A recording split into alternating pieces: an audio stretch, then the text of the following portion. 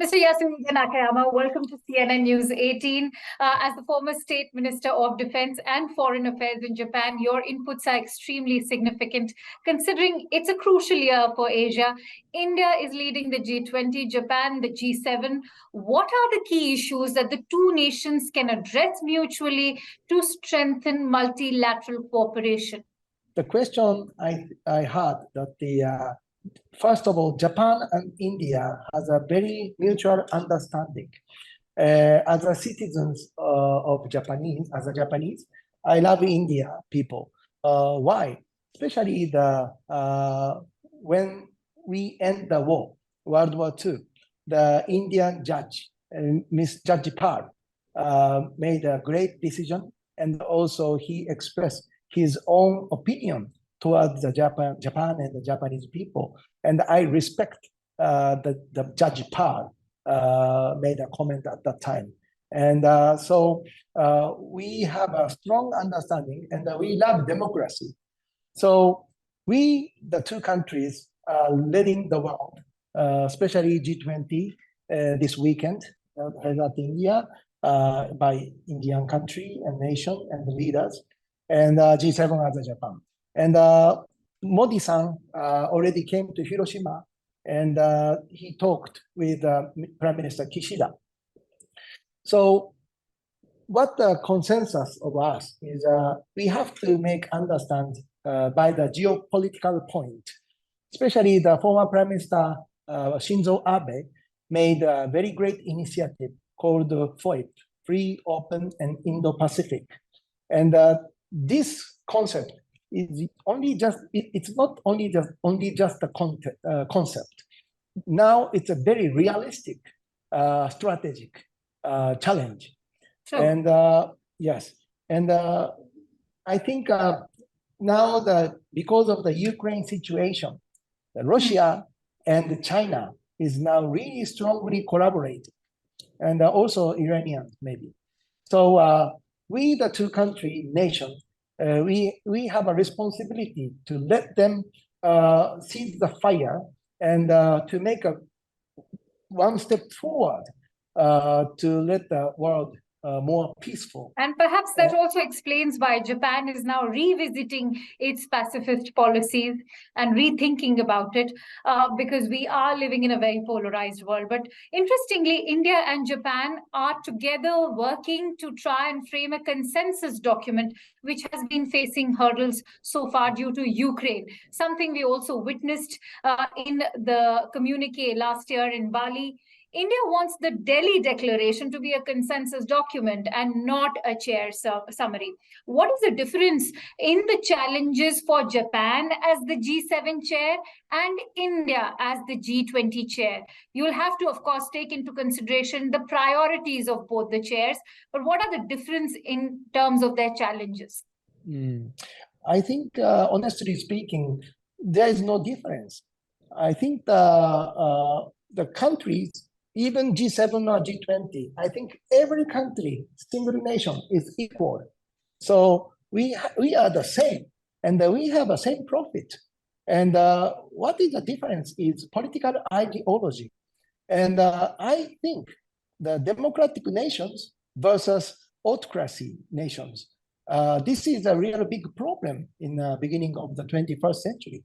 And what is the problem is the autocracy nations are doing exactly the same as the 20th century, what the Nazi doing, what the aggressive war, or that kind of terrible, horrible things learned by history. But Mr. Nakayama, will Japan be able to help India in arriving and bringing all the nations together to arrive upon that consensus or a Delhi Declaration, as India has been working towards? Because as I said, India doesn't want a chair summary. Will Japan be able to bring all those countries together upon a common consensus to agree upon as far as Ukraine is concerned?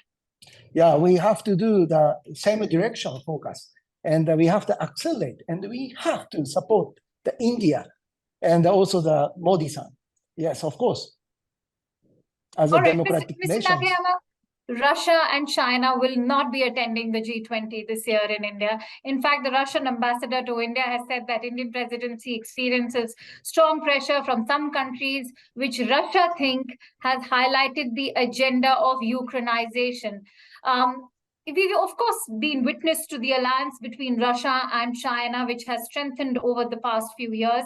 They want to avoid legitimizing Western dominated forums like the G20 by prioritizing their own forums like BRICS and SCO. What is the message behind Russia and China's absence at the G20?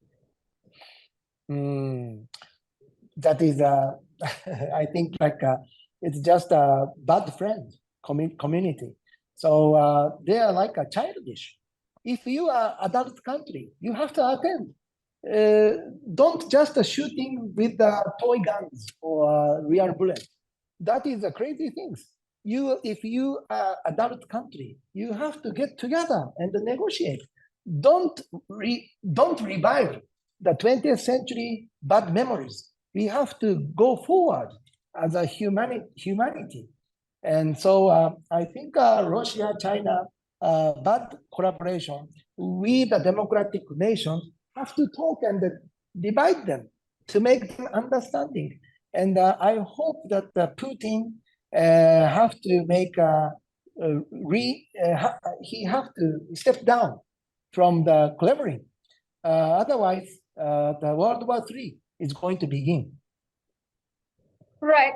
It's been observed that the West is more keen on prioritizing the war, whereas the priority of the other nations which are part of the G20, particularly the Global South, have other more important issues to focus on, which includes environmental crisis, poverty alleviation, food and energy security, even the impact of digital technologies, and the pandemic recovery, which is still on.